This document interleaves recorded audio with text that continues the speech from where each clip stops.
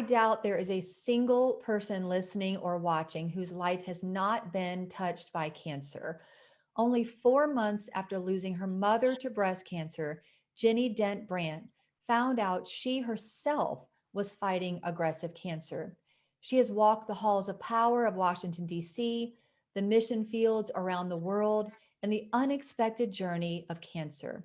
The author of her book, Unleash Your God Given Healing 8 Steps to Prevent and Survive Cancer, Ginny will share how she got through it, what she learned from it, and some key steps we can all take to boost our immune system and make life matter. Plus, she's going to share the one question we should all be asking our doctors. Welcome, Ginny. I'm so honored to have you on the show. Thanks for having me. It's great to be here. We have a mutual friend in Carol McLeod, and she's been connecting us for some time. And I know you have so much to share and offer our listeners. I loved your book. It was insightful. It was moving. I was deeply impacted by this first section. I want to just know, and I'm sure our listeners do, Ginny, what was that like for you to be grieving the death of your mother, only to be diagnosed yourself? How did your initial diagnosis affect you emotionally and spiritually? Well, it was the shock, Angela, of all shocks because I wasn't expecting it. I found the tumor after I had participated in the Charleston Cooper River Bridge run. Not that I was running it, I was walking it. It's about 10 miles. And my ring got caught in my nightie. And my sister said, Ginny, that was the providence of God. I wouldn't have known it was there. 3 mammograms missed this cancer. And so it was the shock when the doctor told me it was cancer. And the next week he told me it's aggressive. Well, nobody wants to hear that. And then the next week, the surgeon was reading me the MRI results. And what he said was so unbelievable. I said, I don't believe you. He said, it looks like it's all over your body and in your lymph nodes. And so I said, I don't believe you. Show me that MRI. Well, seeing is believing and shocking. He flashed it up on this huge life-size screen. And I said, are you sure that's me? So it was shock and denial, but it motivated me to get a second opinion. And one of the best things you can do in any serious health journey is get what your insurance company pays for, that second opinion. So I flew to Chicago to Cancer Treatment Centers of America to get that second opinion. And it was one of the best things I could have done. Yes, it challenged my faith because I was trying not to get cancer. I was known as a health nut. And here I have an aggressive stage 4 cancer, supposedly. But that hospital chaplain sat me down. I asked to meet with him. And I said, I don't understand how a health nut, I was just sobbing. I don't understand how a health nut like me got cancer. And he said, Ginny, your doctors don't understand either. You had none of the risk factors. And believe it or not, they did extensive genetic testing. I had none of the genetic factors either. He said, but I will tell you this, your healthy habits will get you through the journey. He was right. And then he went on to say something prophetic. He said, consider this a gift from God. You're a speaker, you're an author. God's going to use this for you to help many people. Just consider it a gift. And I looked at him and I said, but I don't want the gift. Can I give the gift back? And I was struggling with the fact that 3 times through 3 different people, God had told me, consider this a gift. And I finally realized, enjoy the ride. It's a gift. God's going to be with me in the journey. I'd learned that all the way back to when I'd first become a Christian and we had a family crisis. It was Watergate, and my mother's depression hit at the same time because my dad did serve President Richard Nixon and several other presidents. And realizing that God had control of things and that he was going to work all things for my good got me through that journey. He went way beyond what I could have ever imagined. But in this journey, I finally realized he was going to do the same thing. And here's the caveat, whether I lived or whether I died, because a lot of what they were telling me was letting me know I was probably going to die. So yes, it challenged my faith, but I finally got off that roller coaster and began riding on God's perspective to get through the journey rather than the ups and the downs of fears and worry. And that's normal in a cancer journey, but you can't live that way. It's okay to deal with it and have it pop up every now and then. That's normal, but you can't ride that wave of fear and doubt and worry. And so I had to get on top of that. And Mm, seeing God's perspective helped me to do that. Again, whether I lived or whether I died, my life was to glorify God. mm. Let's talk about how you rode that wave. I know one of the things you did was a tremendous amount of research.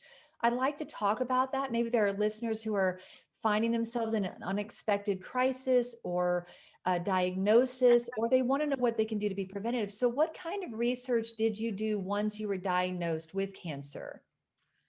I read, Angela, about 50 books written by doctors and nutritionists and cancer patients. I also went to the medical research, but the whole time I'm looking at my Bible to see what it says too. Hmm. So it was just, and I also attended 3 different cancer conventions where medical experts and researchers and doctors and nutritionists spoke. And so I'm putting all this together and I'm going, I never thought to blame God.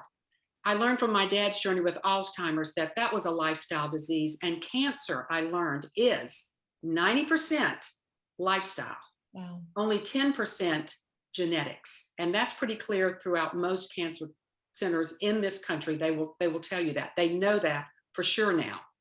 And so that made me look at myself, very introspective in, was I a health nut, or what more did I need to learn? I kept saying, God, guide me. God, show me what you want me to see. Hmm. And things just, it was almost miraculous. Some of the things that happened that uncovered things that I wouldn't have known to look at, but things happened that made me discover things that I wasn't trying to discover. Hmm. So I learned from the school of hard knocks that, my lifestyle, I was not the health nut I thought I was. I had great room for improvement.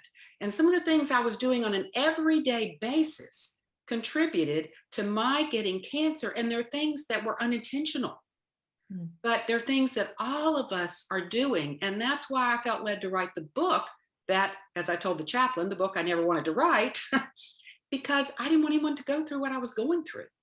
All the fear and worry and the shock and the horror and all the treatments, all these doors are opening to me that I don't want opened. I just want to slam the door or wake up and say, oh, it's just a nightmare. And now that I'm awake, it's all gone away. No, I had to go through every door with faith, and every door had consequences. So my big emphasis in writing the book is not just to help cancer patients get through the journey, it's to help them to prevent getting cancer in the first place. I love that, Jenny. I love that you did implement some specific changes to your lifestyle in addition to taking chemo. And you talked about that there's one question we should all be asking our doctors. I would love for you to share that with our listeners. Well, the one question is about the dense breast. Is that what you're talking about? Yeah, there's a question that you mentioned in the book that we should Oh, all yes. ask. It's interesting. There are 8 risk factors for the breast cancer I got, which, as I said, I didn't have any of those, and I didn't have any genetic factors. However, in the past year, dense breast has been added to breastcancer.org and Hmm. the American Cancer Society as a risk factor for breast cancer. Hmm. And I never knew in all those years I was getting mammograms that I had dense breast, which, number one, makes it hard to read the mammogram for the radiologist. And Hmm. so my cancer was missed 3 times in a row by the radiologist because of dense breast. And it also makes you more likely to get cancer in the first place. So it is now a risk factor. How do we, Now there are 9 risk factors. And how would someone even know if that was the case, or to ask for something? For example, we have a dear friend who had a mammogram, cancer did not show up. She felt a lump. She asked for an ultrasound. She ended up having to pay for that out of pocket, but it did show the cancer. She has a very aggressive form of cancer that they're now treating. So how would we know? I don't even know if I have dense breast. How do I know? I guess if we ask our doctor that, is there a test that can be done to indicate that? The mammogram will show your radiologist. And so the person to ask is your radiologist. When you go Gotcha. for your mammogram, ask this question: do I have dense breast? And Okay. if he says you do, first of all, you'll want the 3D mammogram. But on some people, their breasts are so dense, that's not good enough. I'm one of those people, it's not good enough. So I get the ultrasound, and yes, like your friend, I pay out of pocket until insurance learns to pay for it. Mm. And my doctor is ordering every other year an MRI on me. The mammogram in and of itself just doesn't work for me. And so I also do a thermogram.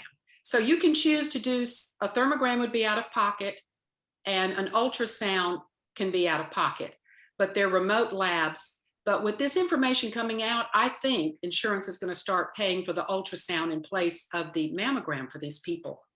They're paying for the MRI. Well, the ultrasound would be less expensive. So I Mm. think things are going to change with this new evidence coming to light. That's a great point. I would love for you to share one or two of the key steps that you mentioned in your cancer journey and how we can implement them to boost our immune system, even to help with illnesses and viruses such as COVID-19. Like you said, we can be preventative. So we can be taking these steps now. You're giving us great insights of what we can do if we are in that doctor's appointment, if we feel like we're, needed to be asking more questions, or we might be at risk, or we might not even know we're at risk. But what are one or two of the steps we can even take right now, no matter who we are, and boost our immune system? Well, I would have to say all the steps are important, all 8, but exercise was key in getting me through the cancer journey, just as that chaplain told me. Hmm. I walked, believe it or not, after 100 stitches, my first surgery, I was ready to get all those tubes out of my body, and especially the catheter. And I asked the nurse what I could do. And the nurse said, if you can walk 4 rounds of this hospital floor by tomorrow morning at 6 a.m., I will remove the catheter. I said, come on back, you're on for 6 a.m. I got up. It felt so good to walk. Now, I'm not just walking. I have tubes and medical equipment attached to my body. I'm pulling it behind me. So I'm pole walking. And I did the 4 rounds, and I said, how many to a mile? And he said, I don't think you can do that, 18. I did the 18. That day, with the nurses cheering me on, I did 2 miles on the hospital floor. I Wow. got back to my room, and later on that afternoon, when my doctor and another surgeon that had worked on me came by, and my respiratory therapist, they said, you would not believe what you've done to promote healing in your body. And they removed the breast tubes that are supposed to stay in for 2 weeks. They said, your body's already taken care of the drainage. You've Mm. lowered your risk for blood clots. You've upped your B and T cells. You've pumped anesthesia out of your system. If every patient could do this, whoa, what a difference it would make. But you have to do what you can when you can. So after that, I didn't want the chemotherapy. Let me be honest. It was one thing in life I never wanted. And I was nervous about it. So I told my husband, I said, we're going to walk 2 miles before chemo. And I had 8 hours of chemo, the worst chemo regimen known to mankind, 5 pre-meds, 4 chemical agents, which is harsh. And afterwards, I walked 2 miles back through the park, back to the hotel room, and 2 to 3 miles every day in between. When my chemotherapy was over, the doctor said, this is amazing. Within 6 weeks after chemo's over, your blood work is all back within normal ranges. And I didn't know what that meant. But later they told me it takes 2 to 5 years Wow. if it ever returns to normal. And I was back up and going. I was snow skiing during chemotherapy, doing the Cooper River Bridge run again during chemotherapy. I was climbing a mountain during chemotherapy, going up and down, sharp turns and curves. And that's unheard of. But after the chemo was over, one of my doctors said to me a year later, I know you're researching for your book. Have you seen the research in Australia? And I said, no. She pointed me to me, and I looked at it, and 30 entities in Australia came together, cancer groups, to say that exercise is one of the best things a cancer patient can do.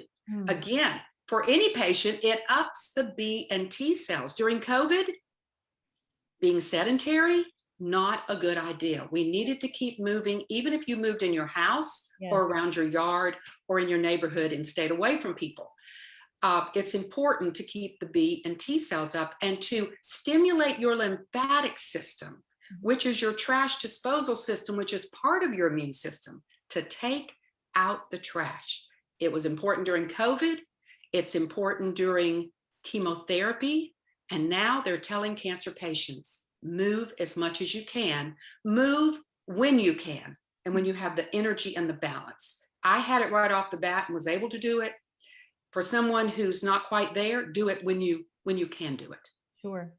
Just to even move in small amounts. I'm an avid proponent of exercise myself. It's made a huge difference in my own life as a survivor of two near-death experiences. Like you said, there are times we can't always move, but we can take the stairs when we can. We can get up off the couch, make moving a part of life and a part of your lifestyle. You mentioned very practical things in your book, Jenny, that we can all do.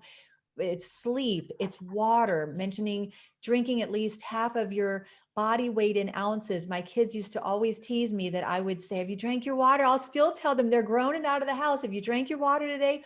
Because you will feel so much better. I used to be pretty addicted to Coca-Cola when I was younger, and I gave up soda, and I am a big avid water drinker. Is there one other tip besides exercise that you would say, yes, you can implement this decision today that will make a real difference in your life?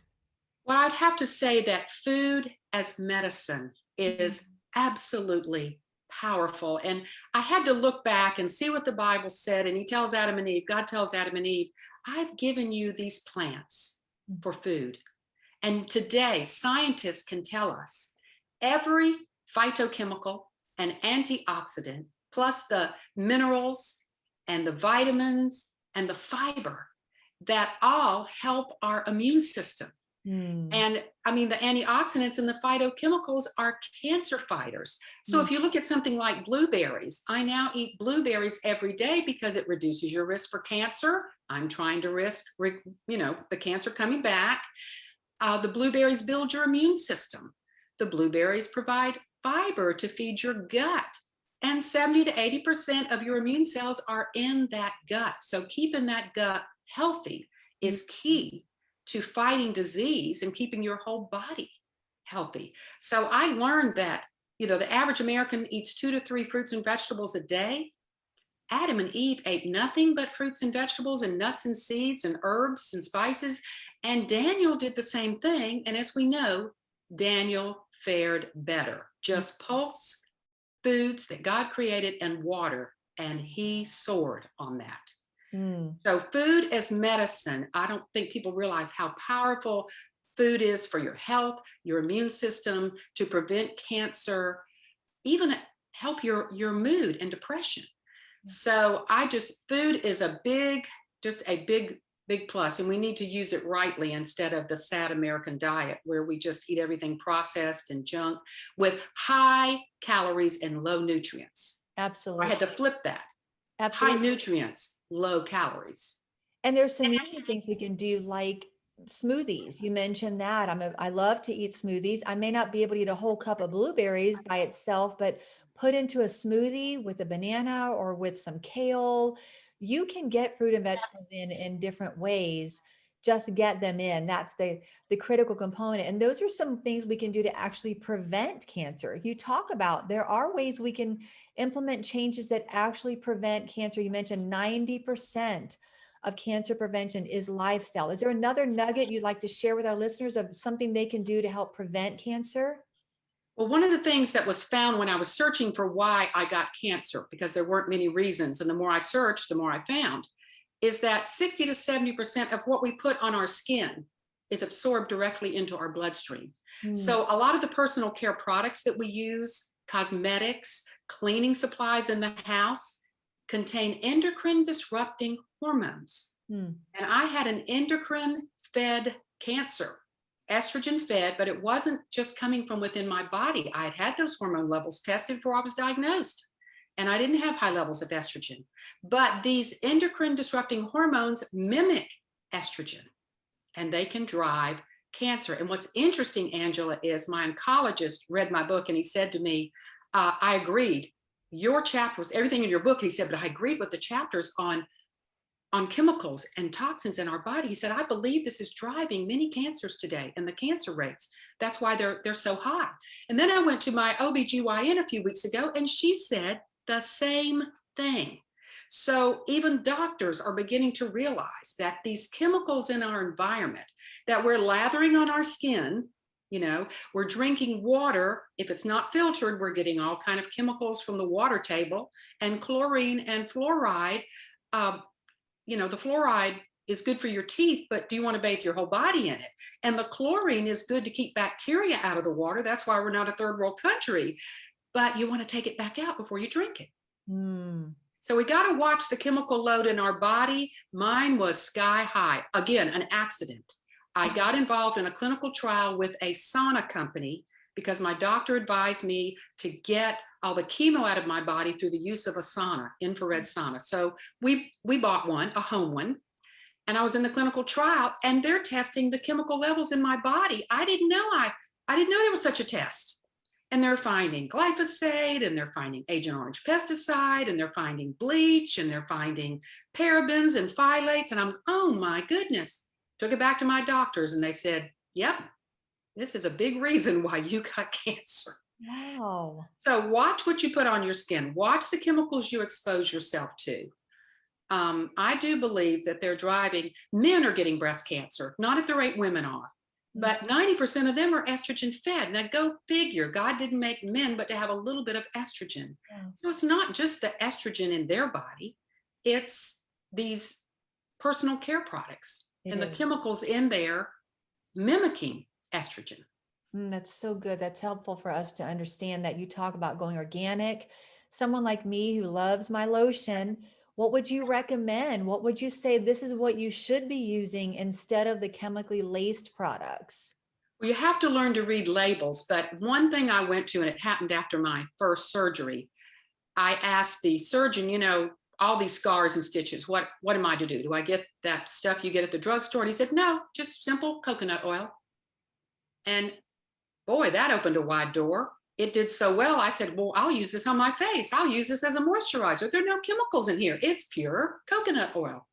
So that's just a big tip. It's less expensive than all these cosmetics, but you have to learn to read labels. And I do give suggestions for everything that you use. What's an alternative or two? I do have a few pages of that. I also have a few pages in my book where I go through a woman's everyday life and show you every chemical she could possibly come in contact with. And at the end of the day, you realize why we have a problem.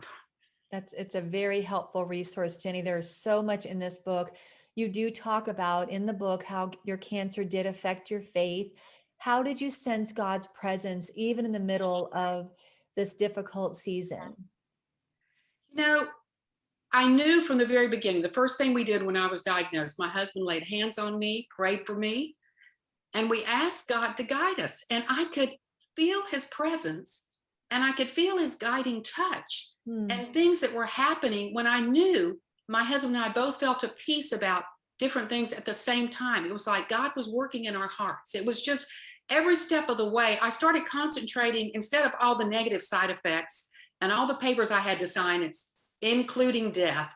We started to laugh at kind of those, and we started concentrating on all the blessings along the way. And there were so many blessings, we didn't have time to concentrate on all the negatives, And again, like I told you, I was going to glorify God, whether I lived or whether I died. I'd been blessed with a wonderful life, and I had nothing except gratitude. And gratitude promotes healing in the body. I love that. There's many things that promote healing in the body: prayer, meditation, concentrating on scripture and the promises of God. These things promote healing in the body. So I had to use my faith to manage my emotions, because there were a lot of emotions in this journey. And it brought my husband and I closer together. And, I just couldn't help but look and say, thank you, God, that you created our body with all these self-healing mechanisms. How could you go through surgery? And how could you go through chemotherapy if God didn't make the body to regenerate and heal? I saw God everywhere in my journey. I love that, Ginny. I saw God everywhere in my journey. That's looking for him. That's perspective change. That's a paradigm shift. I'm curious to know this answer. I ask all of my guests, other than Jesus, Ginny, what person in the Bible has most inspired you to make life matter? I would have to say Joseph. Mm, because I've never seen someone who had such negative circumstances, your brothers selling you into slavery and being falsely accused, and all the trauma and storms that he went through. Yet he knew God was with him. And he's an example of Romans 8:28, that God works all things together for our good, for those who are called and those who love him. And Joseph was, just an example to their planted. I didn't like this cancer journey. I didn't want the gift. I already admitted that. But I finally just had to get on the ride and go through it and say, God, I'm just looking for how you're going to use this, and I'm not going to worry about the rest. mm, And if I could get to heaven and ask Joseph a question, I'd really like to know what gave him the power to forgive his brother such an atrocity. He mm. could have given them revenge. He could have lived with bitterness and hate, and his health would have been affected, and he never would have rose to power. Yeah. What enabled him to do that except, God in him and God being with him? And then I wonder, when he got to heaven finally, did he ever look back and just be shocked that God went far beyond what he ever imagined? He was not only the man who saved his own family from extinction because he was controlling the food and they would have starved, but he preserved the messianic line so that people like you and I could Mm. come to Christ one day. So I think when he saw the big picture, I'd like to know what he thought of all that. I love it, Ginny. And I feel like you are living the more than enough life. Ephesians 3:20 is what you've mentioned a couple times. God can do exceedingly abundantly above all that we ask or we think or we imagine. Your posture of gratitude, your posture of saying, Jesus, my life is yours, however you want to use me. I know there are listeners that want to get your book. You actually have two. The first is Finding True Freedom from the White House to the World, endorsed by Chuck Colson. And we pastor outside of Washington, D.C. So I'm very anxious to read your first book, Ginny, but your first book, as well as your new one on cancer. Where can they find your resources? It's really best to go to Ginny, which is G as in girl, INNY, and then B as in boy, Brant, BRANT. So Ginny Brant at MSN.com. Both books will be there. My cancer prevention blog and wellness blog is there. They can sign up for that, and I'll update again on Wednesday, but all kind of new information that they keep discovering new things Hmm. as time goes on, and new cancer discoveries. And my book is written with commentary from a well-known oncologist who was also a major medical researcher and was a pioneer in the cancer field, serving 55 years as an oncologist. Hmm. And so he gives his feedback in the book to how does this help someone prevent cancer? And as an oncologist, how is this going to help my cancer patient to do well in the cancer journey? So it's not just me saying it. I back everything up with research, with the Bible, with other doctors, and then with this doctor coming behind me. So it's sound medical research, practical things we can all use on an everyday basis. My main goal again is, hey, let's prevent this from happening to other people. Amen. I love helping people through the cancer journey, but hey, let's don't go there if we don't have to. Put in a plan of prevention, knowing that 1 in 2 people in the generation born today are getting cancer Hmm. in their lifetime. That's what the projection is today. One That's and two. too many.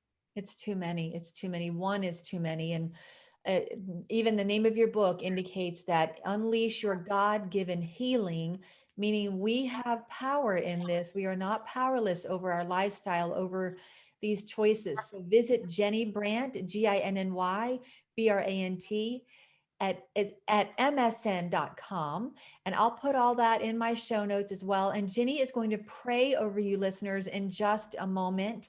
She's told us so many powerful things, how we can prevent cancer, very simple tips we can begin today implementing to take control of our lives, to make our life matter, to live a life of gratitude and faith informed decisions. So thank you, Ginny.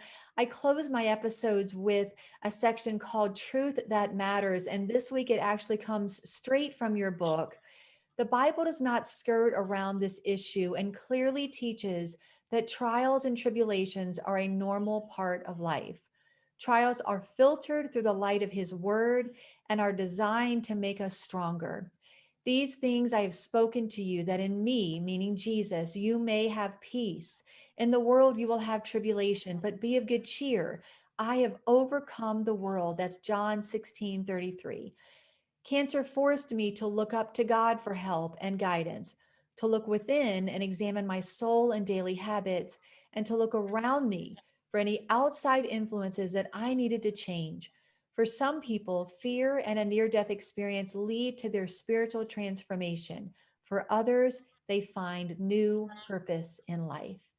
Thank you, Ginny, for not only giving God your yes, but helping us to walk through difficulty, whether it's cancer, whether it's illness, whether it's unexpected trials, and to find new purpose in life. God can use anything if we yield it to Him. So thank you again. And I would just love for you to pray over our listeners as we close our time today. I'd love to. Thank you.